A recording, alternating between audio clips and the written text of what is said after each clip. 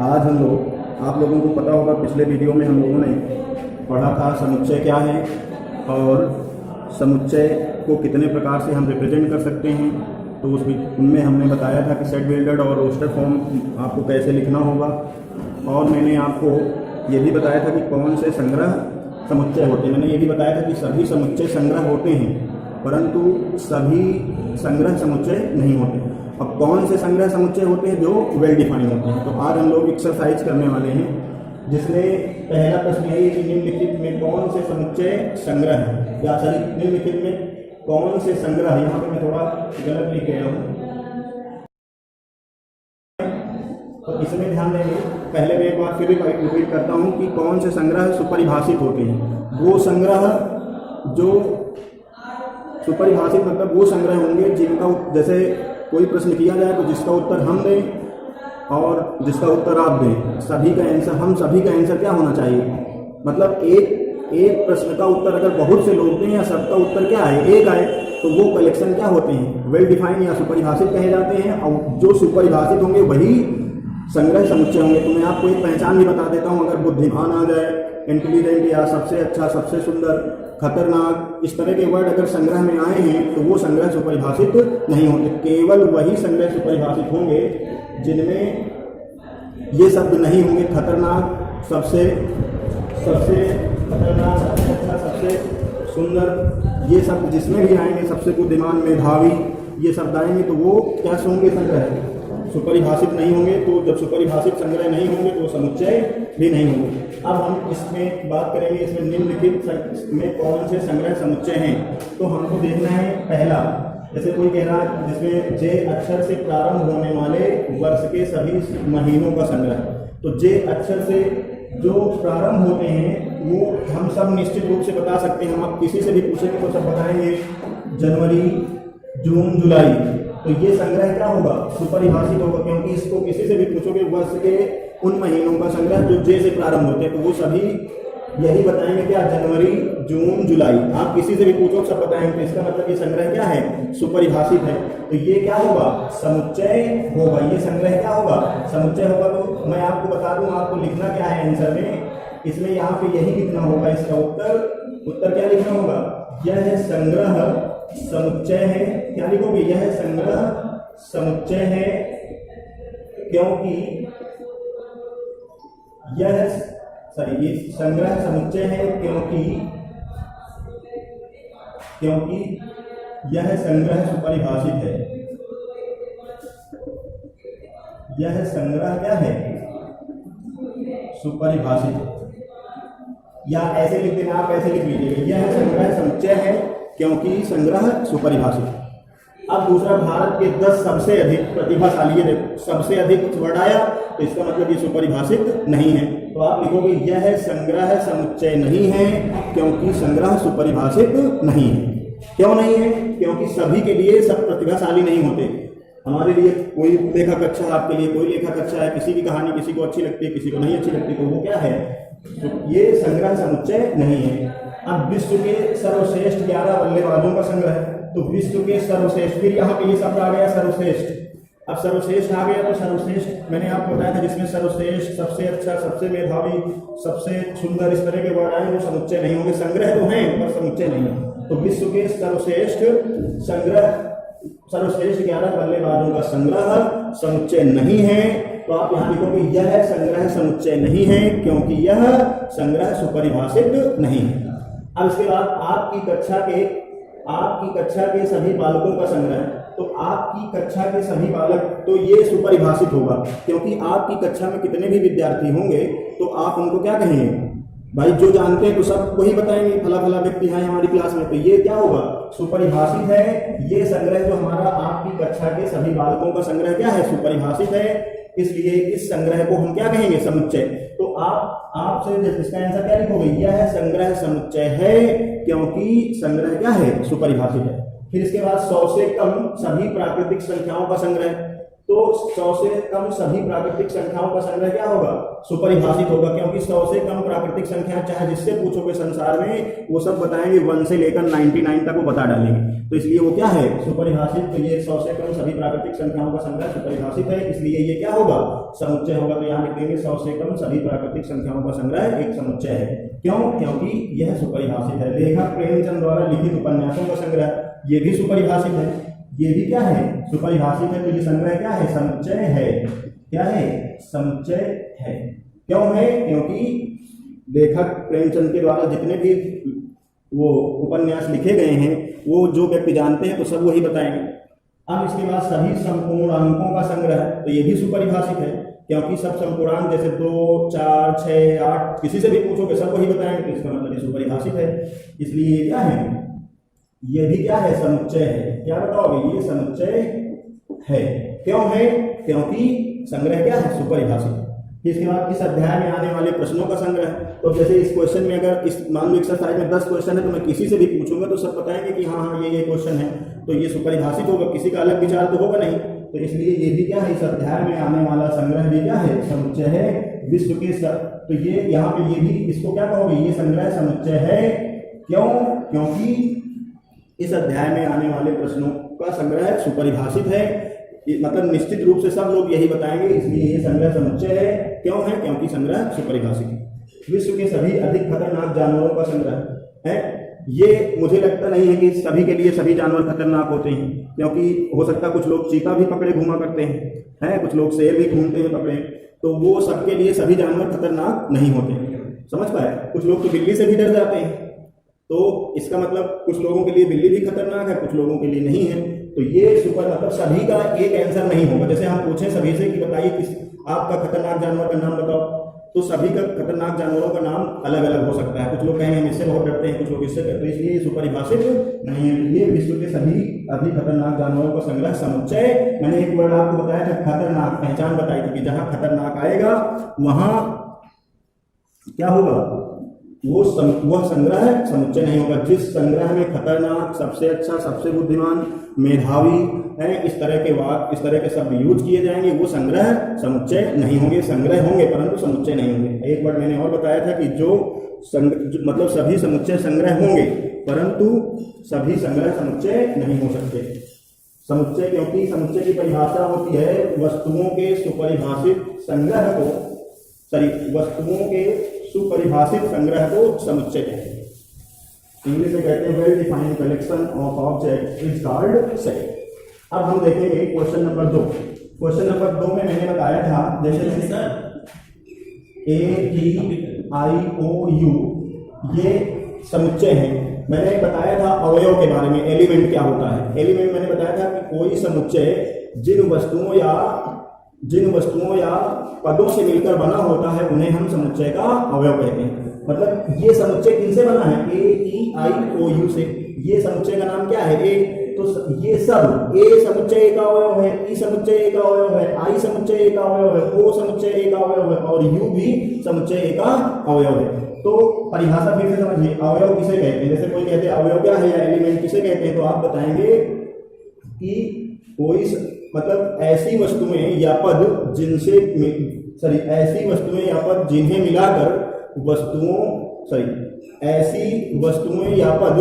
मिलाकर कोई समुच्चय का निर्माण होता है या किसी समुच्चय को बनाया जाता है, तो उन वस्तुओं को समुच्चय के अवयव कहते हैं। जिनसे, या सीधी बात ये कहते हैं कि जिन वस्तुओं या पदों से किसी समुच्चय का निर्माण होता है तो उन वस्तुओं को हम क्या कहेंगे, अवयव कहेंगे। तो मैंने इसके लिए साइन, जैसे मैंने कहा था ए समुच्चय ए का अवयव है, मैंने वीडियो पिछले बताया ए का अवयव है, तो उसको मैं क्या लिखूंगा, ए बिलोंग्स टू ए, है ना। अगर ए इसका अवयव ना होता तो कौन सा यूज किया जाता है, समझे कि नहीं। तो डज नॉट, इसको पढ़ा जाता है बिलोंग्स टू, इसको पढ़ते हैं बिलोंग्स टू, इसको डज नॉट, इसको क्या पढ़ेंगे, डज नॉट बिलोंग्स टू, ठीक है, बिलोंग्स टू। तो यहाँ पे अब इसमें हमको फिल करना है। अब देखो, अगर ये ए का अवयव जो इसमें उसी को भरेंगे, जैसे अगर इस समुच्चय में जो अवयव है तो हम ये साइन भरेंगे। अगर इससे बाहर जैसे मैं कहूँ F dot dot A, F dot dot A. अब बताओ इसमें ए है, एफ है, इस समुच्चय के अंदर ए है नहीं है, तो हम कौन सा भरेंगे? ये वाला फिर कर देंगे। तो यहाँ पे देखिए 5 इसमें है नहीं है, तो मैं कौन सा भरूंगा? ये साइन भरूंगा। कौन सा फिर करूंगा? ये वाला। अब 8 है इसमें नहीं है, तो कौन सा भरेंगे? डज नॉट, ये वाला भरेंगे। इसमें 0 है नहीं है, तो डज नॉट भर दिया। इसमें 4 है, इसमें देखो है, तो इसमें हम बिलोंग्स टू भरेंगे। इसमें 2 है तो ये भर दिए। 10 है इसमें नहीं है, तो कौन सा भरेंगे? डज नॉट, है ना। अगर जैसे एफ इसमें नहीं था, तो मैंने इस एफ इसको हिंदी, इसका अर्थ क्या होगा?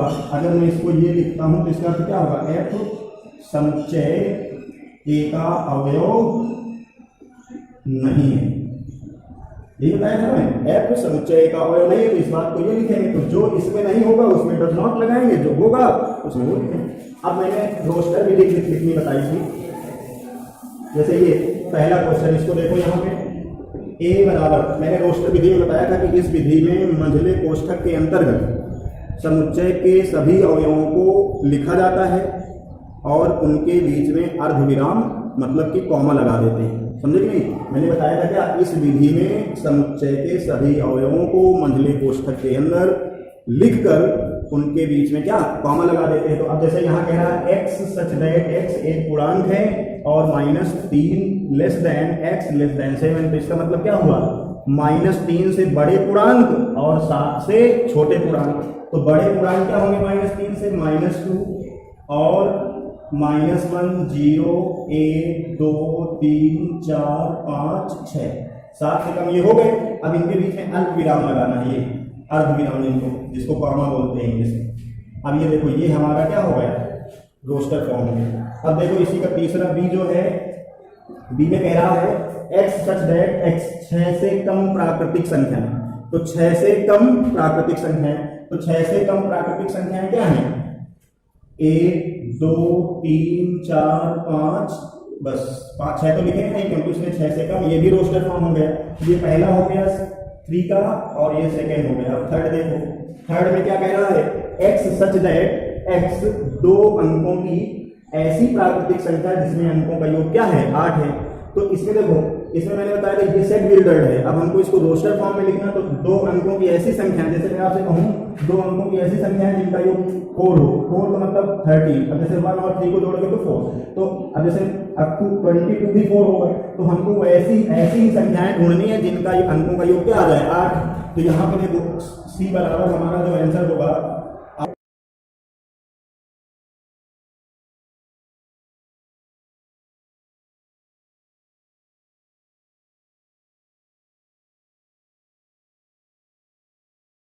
है ना। तो x सच दैट x एक अभाज्य संख्या है जो संख्या 60 की भाजक है। तो 60 की, अब इसको रोस्टर फॉर्म में लिखना। अब हमको जानना है कि 60 के भाजक कौन कौन से हैं। तो देखो 60, वो अभाज्य भी होना चाहिए, तो 1 तो ले नहीं सकते क्योंकि 1 ना तो भाज्य है ना अभाज्य। तो इसलिए मैं इसमें 2 लेता हूँ। 2 60 को काट सकता है, फिर 3 अभाज्य लेना है, फिर 5, है ना। फिर इसके बाद शायद कोई नहीं। देखो डिवाइड तो हो जाएगा 60 में अन्य संख्याओं, मगर वो अभाज्य नहीं होगी। तो इसलिए हमारा आंसर डी का आंसर ये हो गया। अब इसके बाद क्वेश्चन नंबर,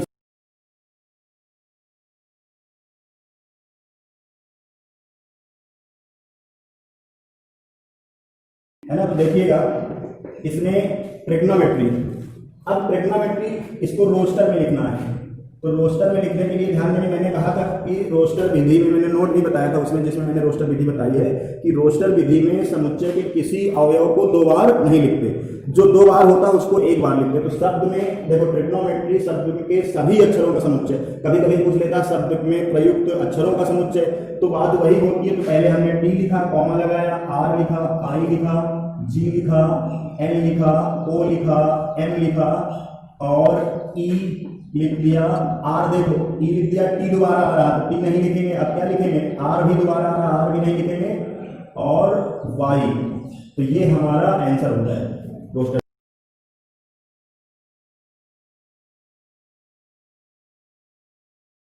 तो एफ इक्वल क्या आएगा? बी टी, रोस्टर विधि में लिखो टी। अब देखो टी 2 बार है बट लिखेंगे 1 बार। अब ई फिर आया, नहीं लिखेंगे। अब कौन है? आर। यही आंसर होगा ना। अब इसके बाद 7 बोलिए, 6 ये क्वेश्चन हो गया। अब देखिए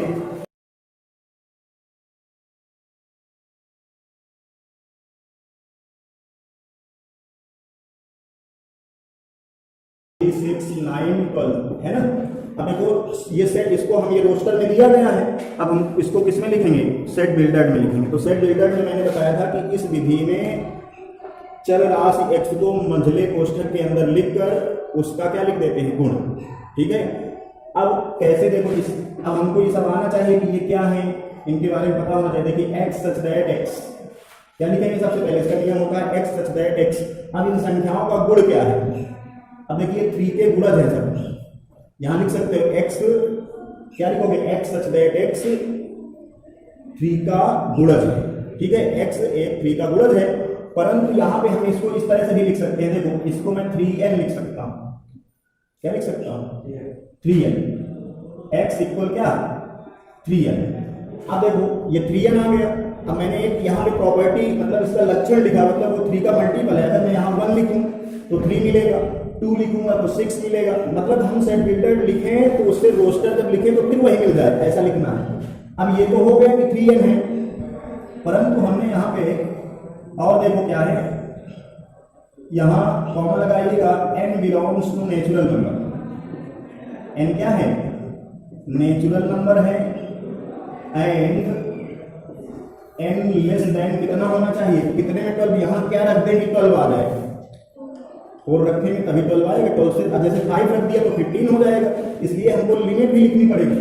तो n लेस देन 4, अब देखो ये कह रहा है 4 से कम है, मतलब 3 रखना, तो ये गलत हो जाएगा, इसलिए मुझे इक्वल ही लगाना पड़ेगा। मतलब हम 4 रखें या 4 से कम संख्याएं रखें, तो ये हमारा क्या हो गया, सेट बिल्डर हो गया। दूसरा बोलिए क्या है, 2 4 8 16 30 ना। अब देखो इसके भी लक्षण को हमको पकड़ना पड़ेगा। तो पहले तो हर क्वेश्चन में हमको ये अपनी तरफ से लगा लेना x सच दैट x। पिछले वीडियो में मैंने इसका सारा मतलब बताया, x सच दैट x। अब हमको देखना है कि ये x क्या है, किस तरह से लिख रहा है। हम देख रहे हैं कि 2 के टेबल में मिलेगा क्या, मगर यहाँ 6 नहीं है 6 नहीं है। तो हमको सोचना है, मुझे लगता है कि स्क्वायर किया गया है, पावर बढ़ाई गई, जैसे 2 की पावर 1, 2 की पावर 2, अगर 2 की पावर 1 तो 2 आ जाएगा, 2 की पावर 2 करे तो 4 आ जाएगा, 2 की पावर 3 करे तो क्या आ जाएगा 6, वो 8, 2 की पावर क्या किया 4, तो यहाँ पे कितना है 16। तो इसलिए मैं इसको क्या लिखूंगा, 2 की power n belongs to capital N and n less than. अब देखो यहाँ 32 है, तो 2 की पावर मैक्सिमम कितनी लगा सकते हैं जिससे 32 आए, 5 पे आएगा। तो या तो हम यहाँ 6 लिखे हैं ऐसे, या इस तरह नहीं लिखना चाहते तो हम क्या लिखें, यहाँ 5 यहाँ इक्वल लगाए, दोनों सही होगा। तो मुझे क्या करना होगा, यहाँ पे 5 लिख दूंगा या 6, आंसर में हो सकता है 6 लिखा होगा तो ये नहीं लगा होगा, बस इसका नहीं। इसका मतलब क्या हुआ, x इक्वल टू की power n belongs to n and n less than क्या, जैसे यहाँ हो गया। अब इसके बाद सी नंबर क्या है, आंसर कैसे दिया, चलो ये लिखा सी, क्वेश्चन क्या है 525 125 625, बस ये ना, कैसे दिया सेम क्या लिखा है, हाँ ठीक है सही, हमने इसको दिया नेचुरल, वहीं से स्टार्ट होगा। अब ध्यान देंगे डी, इसमें हम इसको लिखते हैं x दैट अबर्टी समझो, ये भी ना तो किसी टेबल में मिलते हैं ऐसे, ये पावर पे होगा, तो x इक्वल 5 की power n, n belongs to n, देखो 5 की पावर 1, 5 की पावर 2 9 हो जाएगा, 5 की पावर 3 पे कितना हो जाएगा 125, और की पावर 4 पे कितना हो जाएगा 625। इसकी लिमिट क्या लगेगी, लिमिट जो लगे n लाइन 5 लिखोगे या 5 ना लिखो 4 लिखोगे तो यहाँ नहीं लगाओगे, तो एक ये आपका हो गया। इस तरह से फिल्टर में लिख पाओगे। अब अगला देखो और क्या है, और क्वेश्चन खत्म, 5 कह रहा है, मतलब रोस्टर में क्या अभी और है ना, बोलिए ई बराबर लिखा x, क्या लिखा बोलो 2 4 6 डॉट डॉट इनफाइनाइट। तो देखेंगे अब देखो ये मुझे लगता है 2 के बगल में मिल रहा है, तो ई इक्वल क्या लिखोगे, x सच है x, सभी में लिखा जाए किसके मल्टीपल में आते, तो 2 into 1 2 है ना, 3 या 6 मिलेगा, तो ये डॉट डॉट यहाँ हम n रख दें, x इक्वल क्या लिखते हैं 2n, x 2n। अब यहाँ लिखेंगे n बिलोंग नेचुरल नंबर, बस यहाँ सीधे एंड लिख दो, and n belongs to natural. अब 1 2 रखे तो यहाँ 1 रख दोगे 2 मिलेगा 2। जैसे अब इसका रोस्टर लिखे को आ जाए तो रोस्टर में देखा जाती है n क्या है, n नेचुरल नंबर है तो फिर हम 1 से रखना शुरू करेंगे 1 तो 2 मिलेगा 2 रखोगे 4 लिखोगे 6 ऐसे मिलता है एक्चुअल। अगला क्या है f 149 है ना। अब ये देखो इसमें है, अब इसमें भी कोई तो यहाँ ध्यान देंगे x लिखोगे बोलो। अब 100 है यहाँ पे सकते x दिया आजकल आप क्या देख रहे हो 1 का स्क्वायर फिर 2 का फिर यहाँ क्या 3 का स्क्वायर, तो मैं यहाँ पे लिख सकता हूँ n की पावर n है। जैसे मैं यहाँ 1 रखूंगा यहाँ 1 रखूंगा तो 1 मिलेगा, नहीं समझे। अगर मैं यहाँ 2 रखा 4 मिलेगा, अगर मैंने यहाँ 3 लिख दिया तो सॉरी 3 रख दिया स्क्वायर रखूंगा x such that x equal क्या n स्क्वायर।